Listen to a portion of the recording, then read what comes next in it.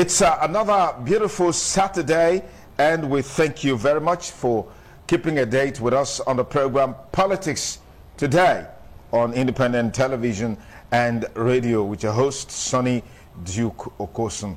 Well, today's program is just straight to the point. We've got two major talking points. We'll look at the situation in Anambra State against the background that there is a plan for an election come 6th of November. But there are security threats that is of huge concern to Nigerians and more of concerns to the people of Anambra State. We'll be talking along those lines. It looks like it's all clear now for the National Convention of the People's Democratic Party. We'll also be talking along those lines. I'm grateful to Christopher Ojekere, who is the Programs Officer, Foundation for Good Governance and Social Change, for joining this discussion this beautiful Saturday morning. Chris, thank you for coming on the program. Good morning, Sonny. Okay. Yes, okay, we're hoping Comrade Stalin Saze will be able to join us in time for us to get this conversation on course. But Chris, let me start off with you. A whole lot has been happening in Anambra State, and the entire southeast region of the country is not unconnected with the travails of the IPOB leader, Nnamdi Kanu, who is facing several charges preferred against him by the federal government. What do you make of the current situation in that region, particularly against the background that there's an election just around the corner? Yes, it is very, very difficult for anybody standing outside to predict. It is difficult to predict because antecedents have not been predicted correctly. When IPOB came up with that sit-at-home agenda as one of their tools for pushing the agenda that they were going to use, we from the outside laughed at them because we thought that they were testing their might against the federal government. But realities on ground in the southeast, if you call anybody in the southeast, will tell you that IPOB sit-at-home agenda and IPOB sit-at-home commands or instructions are more obeyed in this country than any laws of the land today. The Southeasterners, whether by default or by intent or design, seem to listen more now to IPOB when they give their sit-at-home order. If you go to the Southeast on Mondays, all shops are closed. Civil servants are sitting at home. Business people are sitting at home. And a few people who have dared to challenge that authority of IPOB and that command of IPOB have paid dearly, some with their lives. Some their houses got burnt and their businesses got burnt. And there have not been any repercussion against the IPOB members who do this from the state authorities. There have not been anyone that have been arrested and displayed to say these were the IPOB members that burnt this man's house or killed this man because he did not obey the order, and then we are prosecuting them or charging them to court. So in the southeast, IPOB order is law and is standing. And we have an election coming on. And IPOB had said that from the 5th of November, they are going to, issue an order that will last for 1 week. A sit-at-home, that's unprecedented. They have always done it for Mondays, but then they are doing it for a whole week. Now, although there are discordant tones coming from IPOB itself about whether it concerns directly the Anambra election or not, but it will tell anybody who has any sense, common sense, that if you are going to start the order from on the 5th and the election is on the 6th, that the election was factored into it. And it is across the entire southeast, of which Anambra is one of the states of the southeast. So I say it is not predicted because it is only the words of Mahmood Yakubu that we have as assurances. And Mahmood Yakubu is neither the Inspector General of Police nor the Commissioner of Police from Anambra State. So when they have Mahmood Yakubu saying to us that all, as far as INEC is concerned, all preparations are in place, non-sensitive materials have been spread around the 18 local governments of Anambra State, and that the Anambra State and Anambra cities have no reason to be afraid that security situation and security arrangement have been put in place. He is getting that report from the extant security arrangement in Anambra State. The extant security arrangement in Anambra State have been there when IPOB order have been obeyed to the letter by the Southeasterner, and those who have flattered the other have been destroyed, killed, their businesses burnt, and they have not been able to do anything about it. So what assurances are we going to get on the extant security situation, arrangement of the federal government in Anambra State, that we have not had our fears allayed? And that's why I say it's unpredictable. Now, the people are in a dilemma. Are we to obey IPOB, or we are to believe Mahmoud Yakubu? The federal government, by way of the presidency or the Inspector General of Police, have not said anything about the security situation. All other security forces have not said anything about the security situation. What we are hoping, and that is the only thing that is going to inspire confidence in the Anambarians to come out on that day, is that we see a concerted, deliberate federal government security arrangement and apparatus concretely saying on the streets and in every corners and nook and crannies of Anambra State, assuring us by personnel's presence, well armed to the teeth, that Anambarians can come out and vote, and then their lives will be secure. But what of repercussions? After they had gone, after that force have gone away, the extra force have gone away, what of repercussions?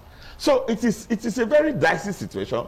It's very unpredictable, and we are wondering how the federal government is going to deal with this. IPOB came out to say that the sit-at-home order is their subtle way to protest the continued incarceration of their leader, demanding that their leader should be released unconditionally. What do you make of that demand? Now, by Nigerian laws, that attitude and that order or proclamation, where they have not made the proclamation, just a proposal, that proposal by IPOB is treasonable. Anything that goes against the election of constituted authority, elected authority in a democratic setting, is seen as a coup. It's an overthrow of the constitutional provision and statutory provision of changing governments. So by the laws of Nigeria, that proclamation, if proclaimed, and it affects Anambra election, is itself treasonable. Now, they cannot use one treasonable proclamation to protest a treasonable allegation that their leader is facing against the Nigerian state. So they have to think very carefully about that. Now, as far as the rules of engagement of secessionist group is concerned, INEC, by virtue of that law, though not recognized by established governments, by virtue of that law, that is a weapon, and a very formidable one, for a secessionist group to use. So it is neither here nor there for on both sides. Yeah. As a secessionist agitation group, they use weapons that will elicit responses from the authority, weapons that will reach home to the authority's own stance, so as to get responses from the authority. So as far as they are concerned, that strategy is a winner. Okay. But the point is that against the law of the land, it's treasonable. So IPOB will have to ask themselves whether they are willing to go the whole hog, standing against an election that is statutory and that is constitutionally allowed and that is democratically allowed and that is the only legitimate source of power change, that is allowed by our laws today. They'll have to think carefully about that, whether they are going to go against that, because that will be treason. Now, they may want to also be tactical to say, okay, allow Anambra election to hold. But after Anambra election, let the proclamation come in force in Anambra State. Okay. They could do that. Now, that would be better for them, because they will be winning the sympathy of Anambarians who are part of the Southeast and the sympathy of the rest of, Nigerians who want nothing to affect the smooth transition we'll be having since 1999. So they have to sit down and think of all of these, before they make the proclamation, if they will make it. Okay. Yes. INEC Chairman Professor Mahmoud has said that he's relying on the information made available to him by the resident electoral commissioner, as well as the commissioner of police in Edo State, to say the election will go ahead, except for about 86 units or so from what is available in the public space. We've also seen, particularly on social media, groups, were armed in vehicles, patrolling roads and stuff like that, calling themselves as the IPOB National Guard, or whatever name they call themselves. Should this group be taken seriously? Because one of the video that's been strongly circulated on social media, we saw an engagement, a shootout between them and the armed forces. Should this be taken seriously? Those who didn't take them seriously in the past have paid with their lives. They have paid with their lives. Now, never argue with a man that has a gun. Yeah. He could be in drugs. He could be mentally deranged. He could just have given up hope with the kind of miasma that you have in the so-called Nigerian National Front. And then the man, for him, is Biafra or nothing. And he's ready to pay for that. So it's an ideology. Biafra is gradually, you know, we keep saying Biafra is dead, Biafra will not live, but Nnamdi Kanu, before our eyes, before our watchful eyes, is mutating the Biafra idea into a Biafra ideology. Biafra is becoming an ideology. There are people now who are willing to lay down their life for Biafra. They believe in it. And those are the people you see on the streets patrolling. They are patrolling in defiance. You still have the Commissioner of Police in the state. You still have do you have to wait for the election? Is IPOB activity now legal? That you have people in patrol vehicles with weapons and on an ordinary day on the streets patrolling and making statements? Is it legal? You have military forces, you have the military base in Anambra State, you have the police in the Anambra State, and they are patrolling the street. So it tells you that by way of speaking, those guys have conquered that territory. And they can move freely in the territory and make statements. Just the same way you are having bandits and terrorists moving in the northern regions and making statements and even being fraternized by government, both federal and state, as we see every day on news and on social media. So IPOB is saying to you, like every dog, you see, if you have a white dog, it defends its territory, it has its territory. And then when another dog strays in, it goes after it. IPOB is saying to you that to a large extent, we have this territory. And that's why they are making laws, and that's why they are making proclamations, and that's why they are making declarations, and they are going unchecked. So Mahmoud is relying on the commissioner from the state. He should ask the commissioner first. But what of these proclamations they make every Monday? And those people that have flouted it and that have been dealt with, what have you done to secure that? Because what you are going to now have is more people on the streets by way of people moving from their houses to the polling units, right? Whatever the proximity to the polling unit, you are going to have more people on the street. So you have more soft targets for any bullet, stray or directed, you know, to put down anybody. So how have you made arrangements? Because these people, they are not playing by your rules and they are not playing by your laws. Okay. They're not going to stand and have a police officer and say, hey, you stop there and go, and then they will be, the police officer is likely to fall down himself from bullets. So we should have to see concrete arrangement. If not, Anambra State is not known for voters' enthusiasm. In fact, if you do your statistics, among all the states of the Federation, they suffer more from voter apathy than any other state. Now, if you're not going to have this threat hanging around over their head like the sword of Damocles, it will be worse. Yes, it will even be worse in terms of voters' turnout. So all of that is going to affect the election. What do you make of the level of response? Because I've heard people say, look, federal government needs to engage IPOB, have a conversation with them to be able to find a roadmap towards dealing with this issue. What do you make of the engagement so far? The most sensible solution that we have had to any form of arms agitation in Nigeria is the Niger Delta Amnesty Program. That was engagement. Yar'Adua understood the situation, got the right security report, and realized that it is not going to be wise to brazen it out with these militant boys in the Niger Delta. They were dangerous. So the only way out was to appeal to reason. These people have a grievance. To continue to pretend that they don't have a grievance is what has brought us to where we are. They didn't stand as armed groups. IPOB didn't start as armed groups with all due respect to truth. They started out as a radio.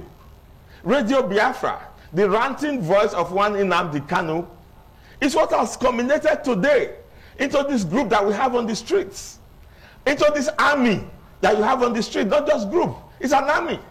So, no, it shows you that if you ever had intelligence as a federal government, they have all been false intelligence or failed intelligence. And that is why rather than you contain it and nipping it in the bud, as you pretended that you had the might and the intelligent information to do, it is metamorphosing, and it has become this dreaded, hided thing that we have on the street.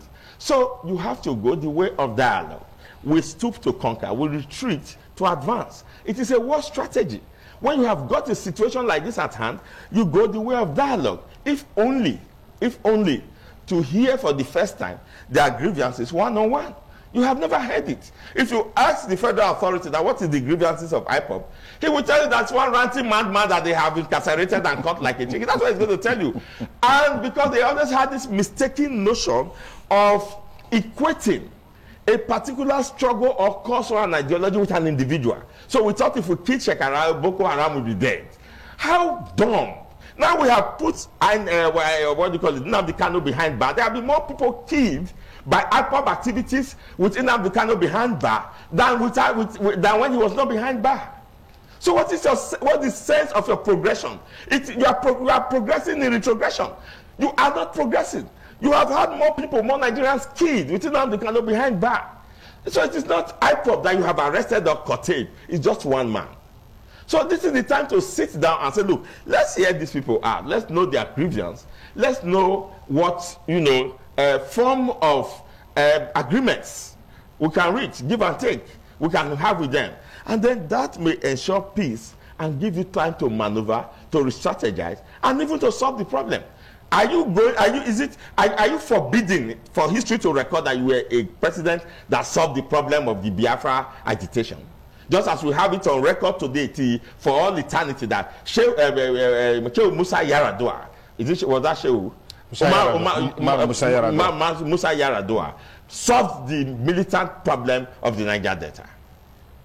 It's on record. It's in a historical record. He's not from the South. He's not from Niger Delta. It's a Fulani man like him.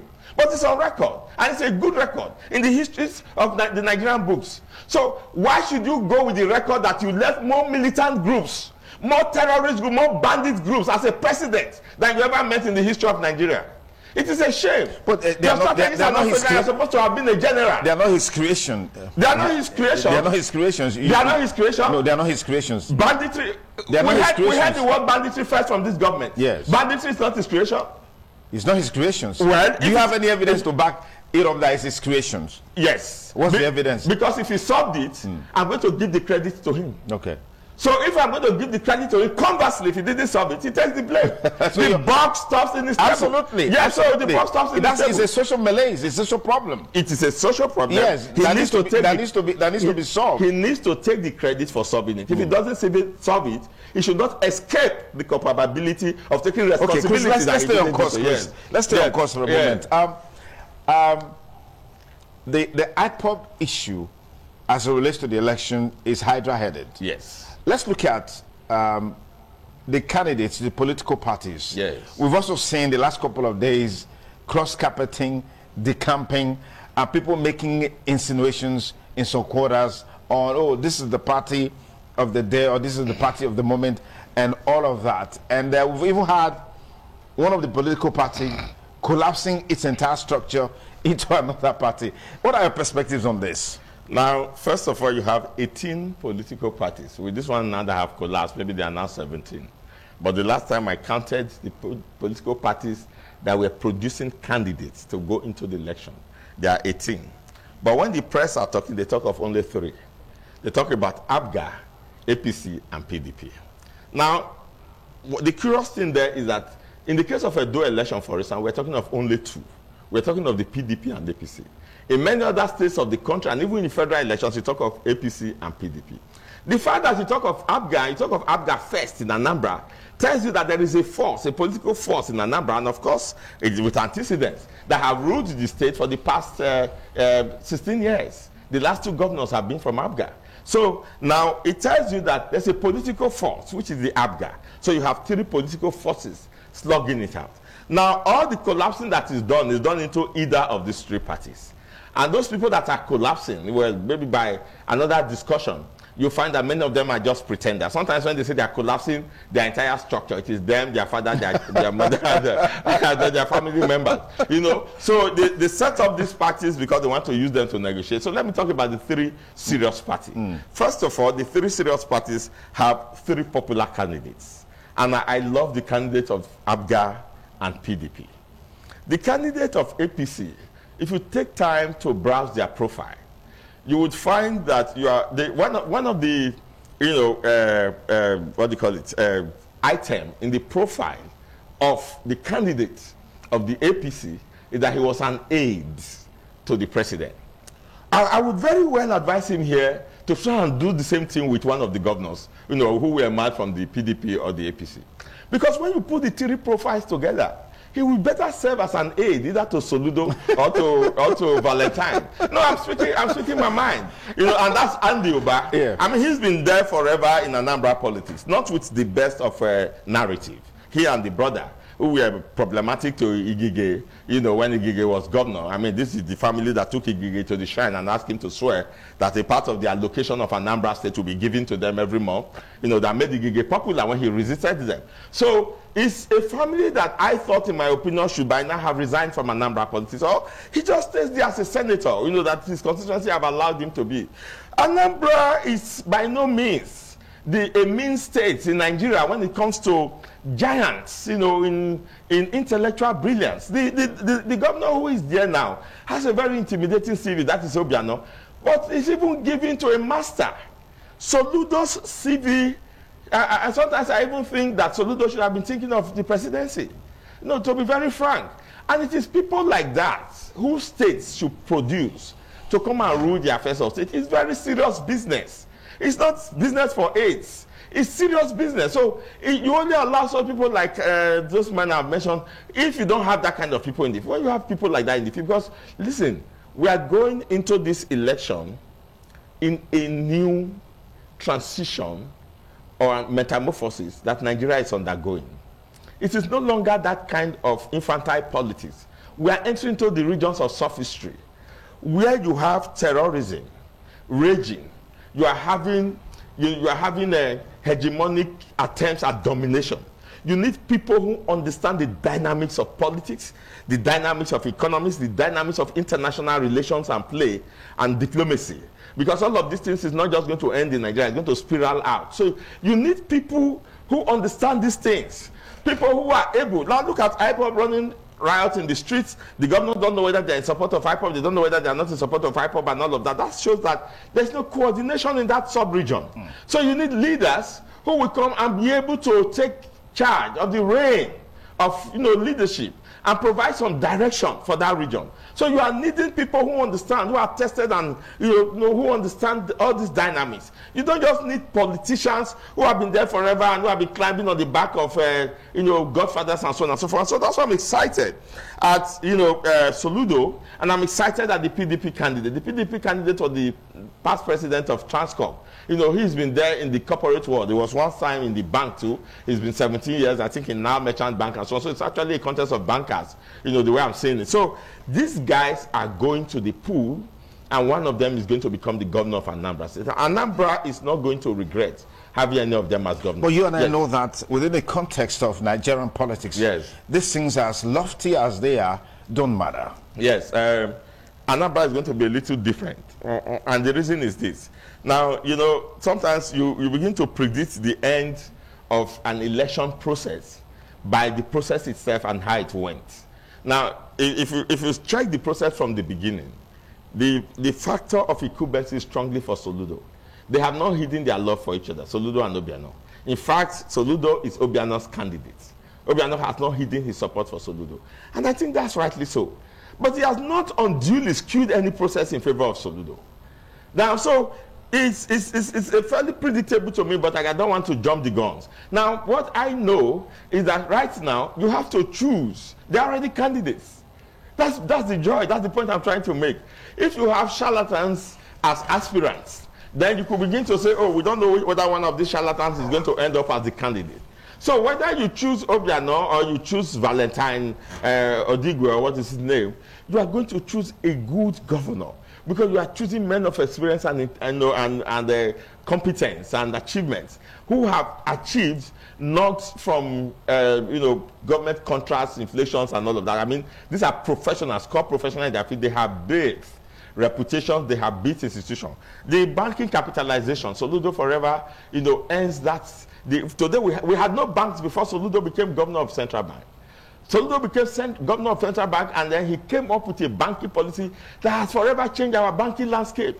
That achievement has forever saved us trillions of dollars in business losses, trillions of dollars in salvaging our money that were being laundered by the things we call banks, and so on and so forth. So we must remember, when people are asking for new positions, we begin to look at the antecedents and say, what have you done to merit this? That's what I'm looking at. Transcorp was changed from something Hilton Hotel to Transcorp multinational, and this man was at the head of affairs, the PDP candidate. So you have men who have been able to understand how to transform situations from good to better, or better to best. So those are the kind of people we want at the helm of affairs, and Nigerians are bound to choose from one, because they are the candidates of the party. So they are going to have it good, whichever way they go, whichever way they cast their ballots, they are going to have it good for themselves. I am congratulating them for allowing the process to produce them. Because in other situations, you would have found that such men will be in the list, and the ex-Agbero or ex-this one will end up as the governorship candidate of the state. So that's what I'm saying. Now, that's why INEC, maybe that's the reason why Mahmood himself is so excited. Because, I mean, if you follow INEC's activities running down to this time, you are going to have to give kudos to INEC. They were always a step ahead. Whenever you are thinking, oh, when is the timetable going to be out? INEC will tell you the timetable is already out, and these are the timetable. Yeah. When is the list of candidates going to be out? They're already out. Now, INEC has just announced to us that they have already distributed the non-sensitive material to all the local government areas. That's impressive. And that they have only about 81,000 cards left, which they will be distributing, and I think they started since Thursday morning. By now, I'm sure everybody have got their card. But what so impressed me there was that they have the phone numbers of the registered voters. They have their email numbers. I mean, their email lines. So all they need to do is to send text message to you and say, go to point A, go and collect your voter's card. Yeah. I mean, if that is, if they improve on that and that is allowed to run, you see how seamless it's going to be to go and collect your permanent voter's card. Fantastic. Yes. I'll come back to that issue again, but let's just look at the many court injunctions and counter injunctions. I mean, INEC is still wary of that, not knowing what's going to happen next. We saw that back and forth in APGA, in PDP, in APC. The list is endless. So are you foreseeing that coming to an end? At least we have just a few days to the election, or we still have to wait till there's a final pronouncement from the Supreme Court? That's always the case. Well, to be honest with you, if you look at the merit of some of the cases, although not a lawyer, you will not lose sleep over this at all. And I think that's why the candidates are not worrying themselves over the so-called many court injunctions. Many of them were pre-election matters, that really will not stand any ground after the elections. And nobody has challenged the election. The election hasn't happened.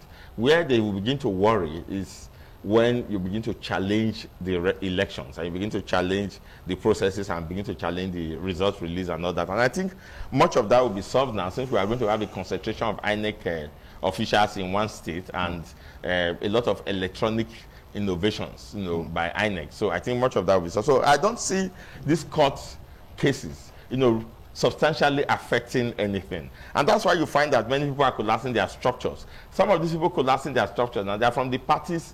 I mean, when I say parties, they are from groups, and they are from, camps, where they read the handwriting on the wall, and they realize that, look, we are not going to go anywhere with this. Let's quickly, gravitate towards for instance, what do you call it? The deputy governor of Obiano, and then the member from the House of Representatives representing Ogwata. All of these are some of the aggrieved people who had attempted this before, but they are finding camps. So it's not going to, they really don't have much of the cases. There hasn't been enough room for campaigns in the state for the candidates to engage the electorate and set their manifesto to the electorate. I mean, there was a story of an attack on a meeting of traditional rulers, during which about 2 or so were killed. What do you make of this as a fact? I mean, election provides the platform where candidates engage the people, convince them, woo them, sway them to their side by way of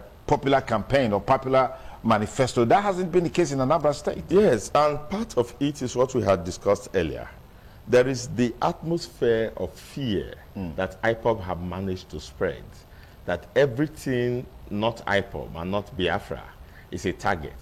And so you don't have the kind of liberty you would have had in Edo State, for instance, to move around too much, or to make yourself too visible. I mean, remember that INEC installations, I mean, INEC offices were serially being vandalized and broken down, burnt, and all of that. And I'm happy INEC said they have recovered for all of that now. So the danger of that is that it is the most popular candidate. And by popular, I mean the popularity you have managed to garner, the reputation you have managed to garner before now. Yeah. Because if you have little time for you to sell yourself to the electorate are going to have to now rely on the information they have available to them. And that's giving an edge to Soludo too. Because, I mean, he's been in the lips of everybody. This is not his first time to be attempting. So with respect to building a structural institution of campaign, he already has that. And he pushes information through those lines. Okay. Yeah, so it's not a fair deal for Valentine. But, I mean, they have to cope with the situation because it's a peculiar situation that was not induced by any, body. It was not induced by INEC. It was not induced by the part of the problem to the political party, the wranglings, the war, the court cases, and all that also delayed processes. They have themselves to blame for that. So, I mean, that's what they're likely going to get for that. If you just join us, it's Politics Today, and it's reaching you live on independent television and radio. As is always the case, our studio line will be open shortly, so you can also call and give us your perspectives on your expectations on the Anambra governorship election, be it for 6th of November 2021, in the midst of security challenges and all the issues that are confronting that state. Now, we've heard over the years that one atmosphere that creates the enabling environment for rigging is when the electorates don't come out to vote. In the midst of the sit-at-home order by IPOB, which we've been told is going to run from on the 5th till on the 10th, even though there is one that has been raging, the Monday sit-at-home, it led to one of the states adding Saturday as one of the school days just for students to be able to make up for that shortfall of the Monday sit-at-home. How do you rationalize all of this? It is difficult for us to take away that factor because, I mean, it's a theory that has been proved. And this is how it works. You are supposed to have 500 registered voters in a particular polling unit. And then, incidentally, that polling unit is one party heavy. And on that day, you have that party, at least a little fraction of that party coming out. And maybe even from the other party, just have a few handful of people. Sometimes even the handful of people are induced to join and say, look, why are you struggling? I mean, you can see how you are, just go for it and take your money and go. And then secondly, they just inflate the figures. They are in the majority. Just standing around the electoral officer, they can even shield up the other group and say, okay, after all, look, the turnout is 300. Why are you putting 100 there? Do it, we know what to do for you. And so he puts the turnout at 300. So you have 150 ghost voters. And that will be completed later, and it's all going there. So, I mean, that's how it works. So, if you don't have true large turnouts of all the participants so that you can watch and then defend your vote, you are leaving room. And that's why I say that until the federal government gives assurances, it will mean that the federal government is just planning to fail in Anambra election.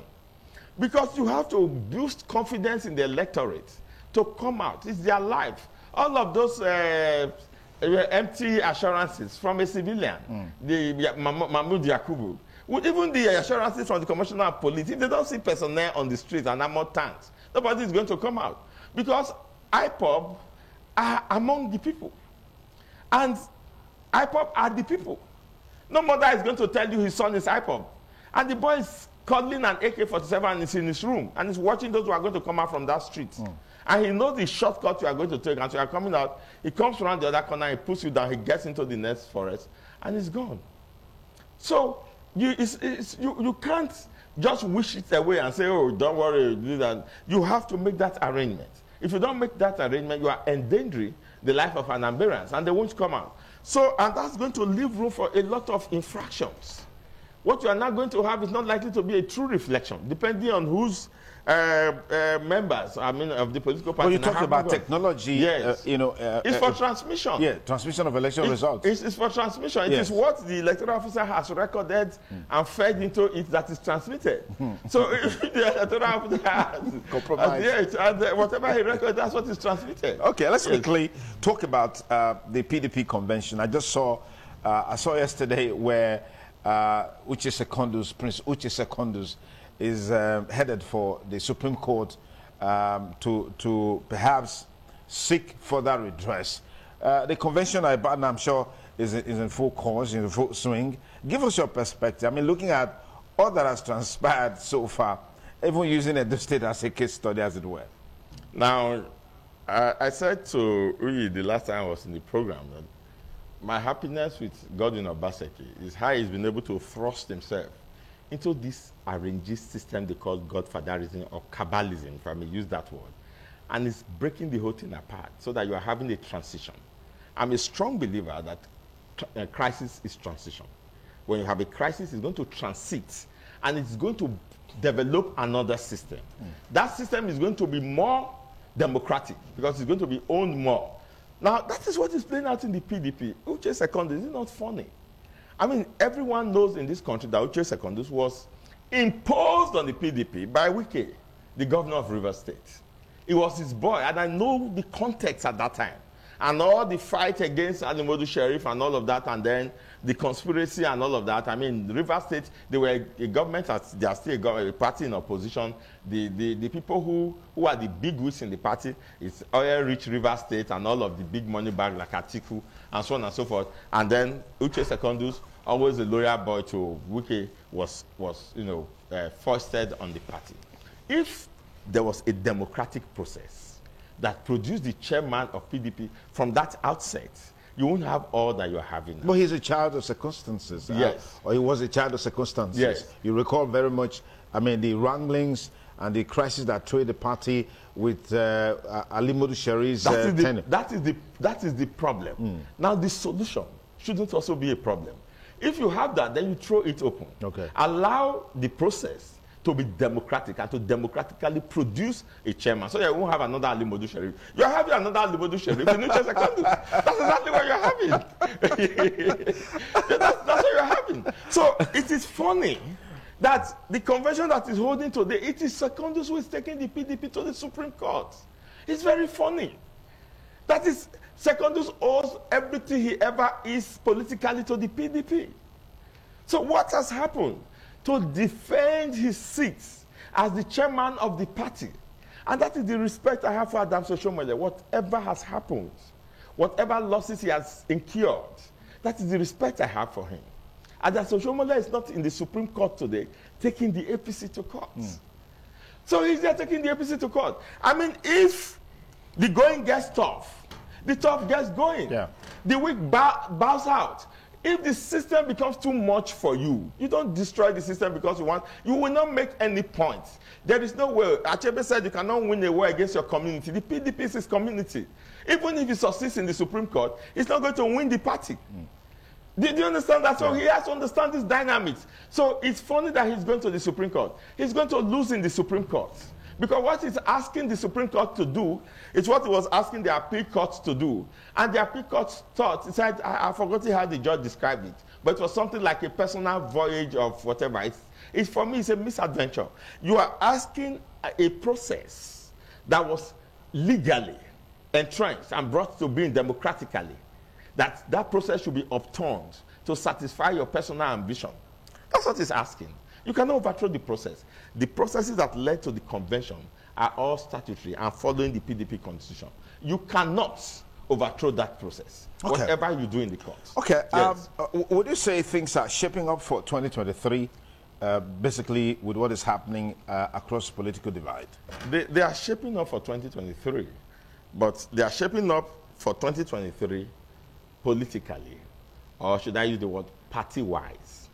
They are not shaping up for 2023 governance-wise. They are not shaping up for 2023 people, development, and benefits-wise. So the people themselves are spectators in what the parties are doing. The parties should not delude themselves to think that whatever they are doing there and the plans they are making it for and on behalf of Nigerians with the support of Nigerians.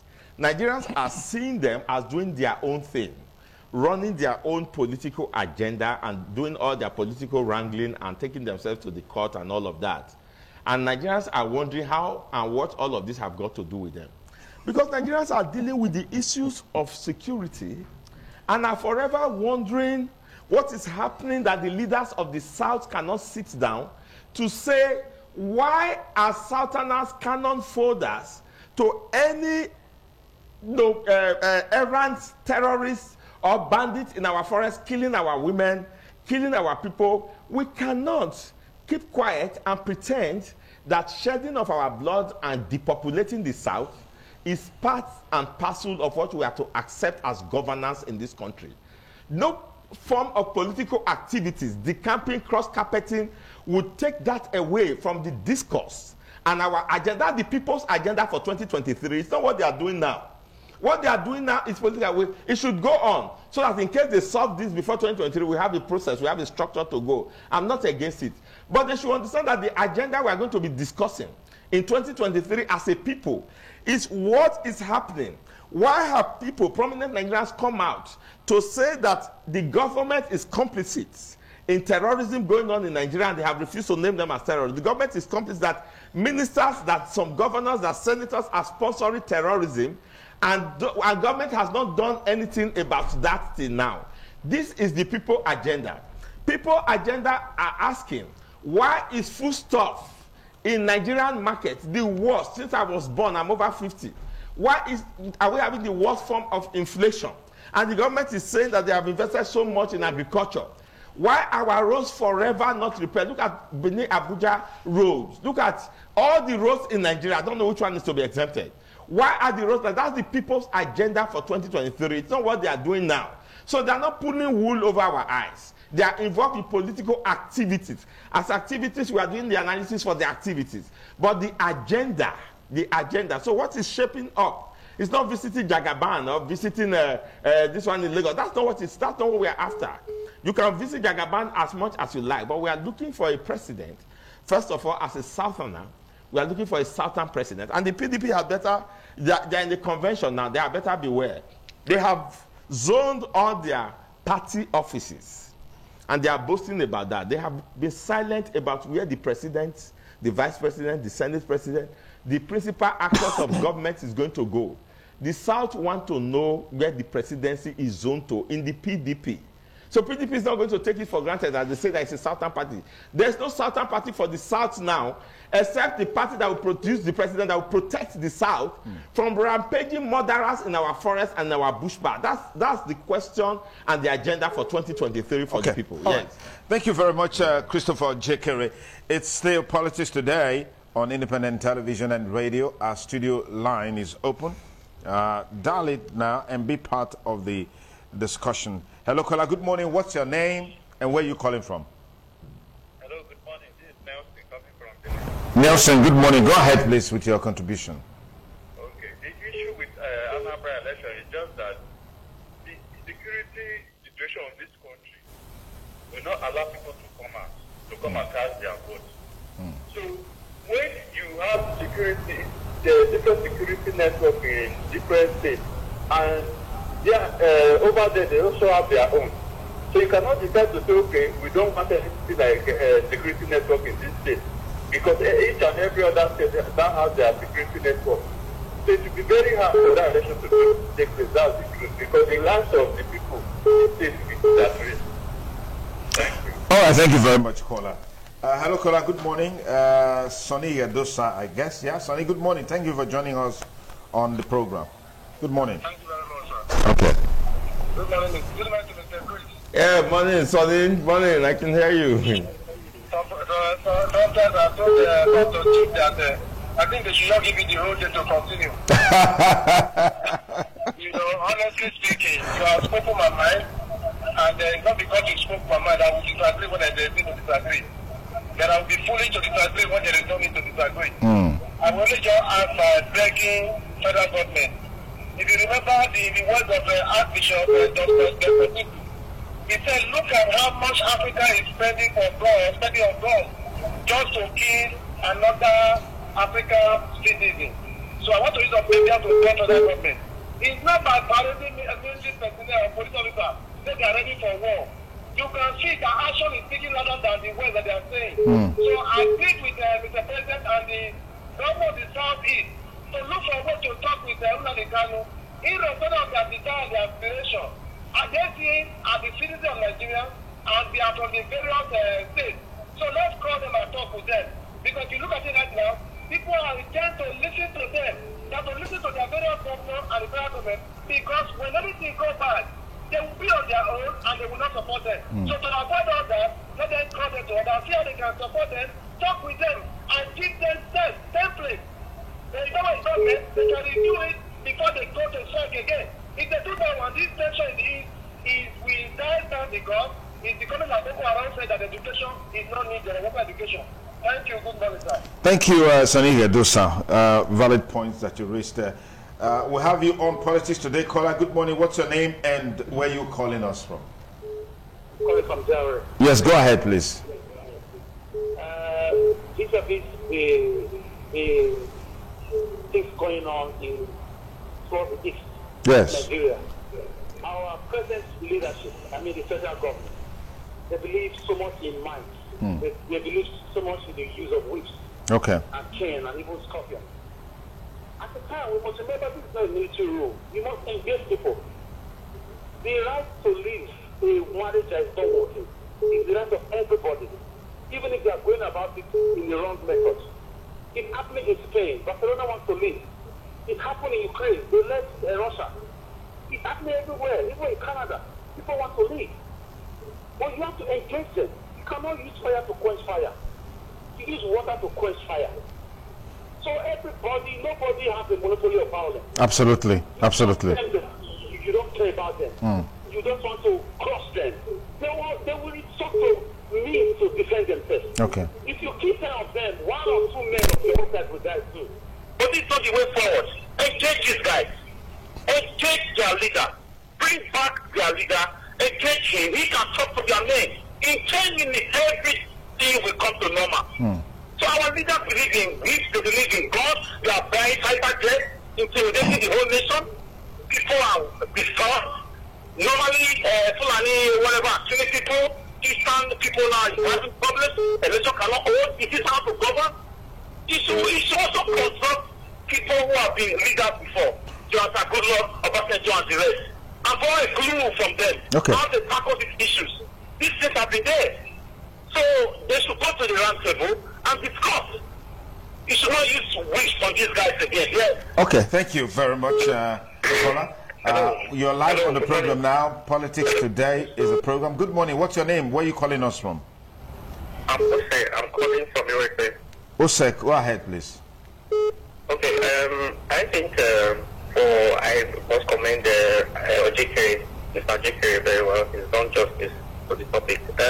But I also think it's the other side of the coin. I think I find they have this marginalization that is leading to the Biafran agitation in Southeast, definitely. Not the spending up, we know. But I think in every agitation, I think it's also good and wise that the agitators stay on course. Because the federal government, on the other side of the coin, will also be watching the situation.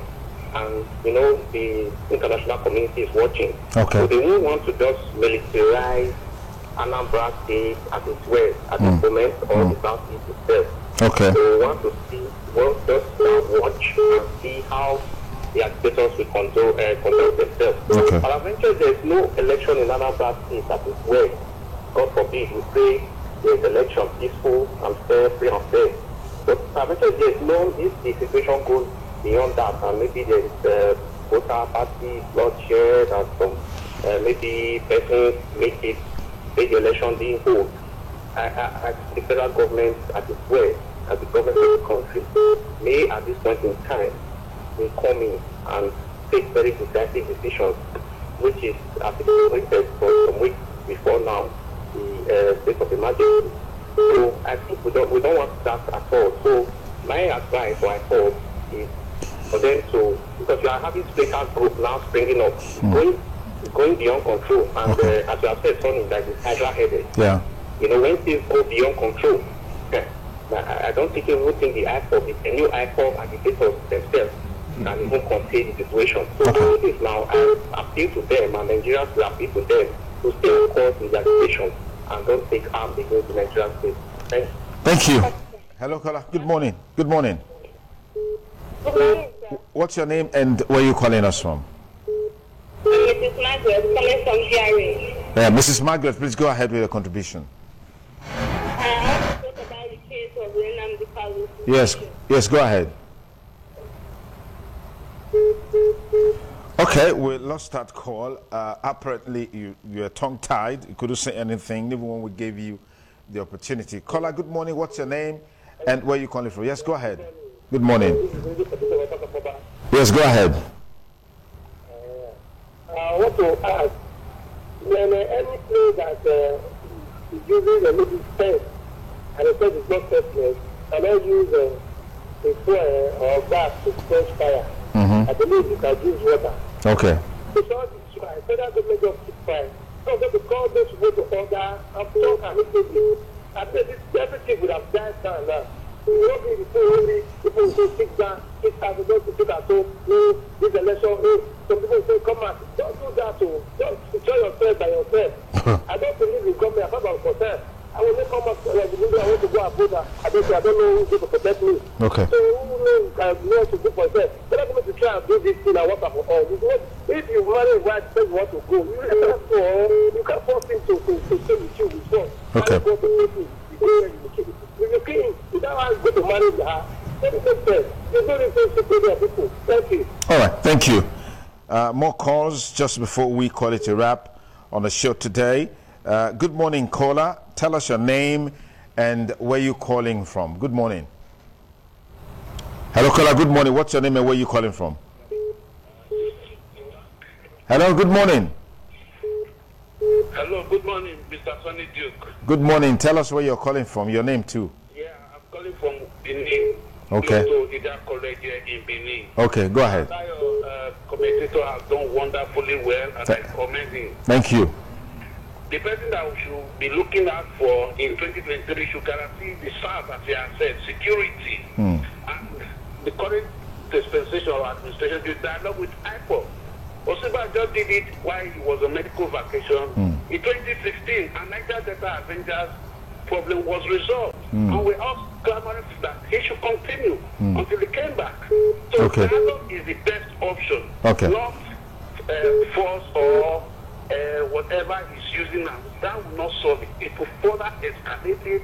It will paint Nigeria in bad light. Investors will be driven away, and the people will suffer as it is already on ground. In addition to that, the people like Soludo and Valentine in the AFGA and the PDP, respectively, should be people who respect to say at the national level. Those are people that have ideas. Look at what Soludo did in, I can't remember the exact year, the recapitalization of... in 2016.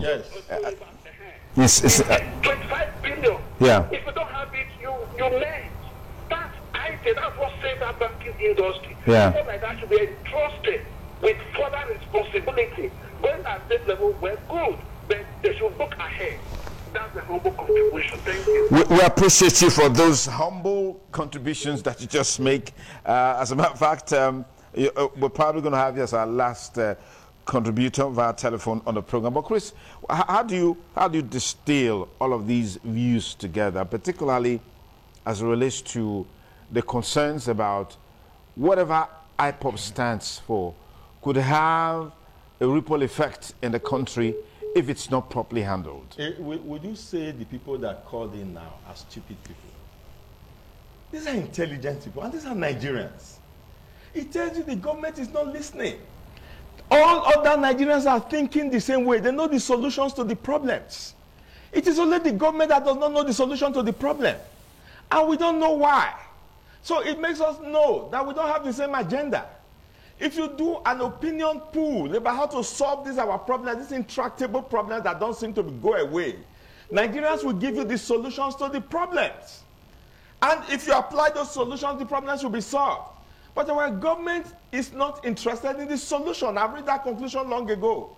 What they are interested in is to continue to foster the problem for whatever gains. And it's not going to work. Government is in place to solve problems. Yeah, that's what they are supposed to be in place for. It's in place to solve problems. Yes. And they are solving problems. Well, may not be to your satisfaction. This may be a very subjective perspective. They are solving their family problems. Because they are not solving our problems. They're solving the country's problem. And that is why we say in 2023, Nigerians should unite on their agenda. They should unite on their own agenda. So when you are coming to us to say, look, this is our agenda, how does whatever you are saying agrees with this our agenda? You now begin to discuss our agenda. We're not going to allow them to come up with so-called manifestos and so on. They should come to us for manifestos and for the agenda for 2023. That is the only time they are going to get the cooperation of people for 2023. And that's why I say I like the transitions going on. The transitions are going to continue. So the government must begin to listen. No problem is unsolvable. We all have problems in this world individually. We take counsels from people and we solve it. The government should listen to its own citizenry and solve its own problems. All right. Thank you. Thank you very much, Christopher Ojekere, Programs Officer, Foundation for Good Governance and Social Change. It's always a delight to have you here. And today, I must say, has been very, very wonderful and awesome. Thank you so much, Chris. Thank you. Well, that's our program for today. We hope you enjoyed it. Be sure to join us next week, Saturday. A fresh edition of the program will be coming to you. I want to say big thanks to everyone that made the show a huge success. Sonny Ugo Brown, thank you very much. Behind the cameras, Papa, we call him Ugbede Ovesai. Thank you very much. And to all our callers, all our viewers, listeners on radio across the world, we say big thanks to you for staying with us on Politics Today. My name is Sonny Duke Okosun, wishing you a great weekend. Bye for now.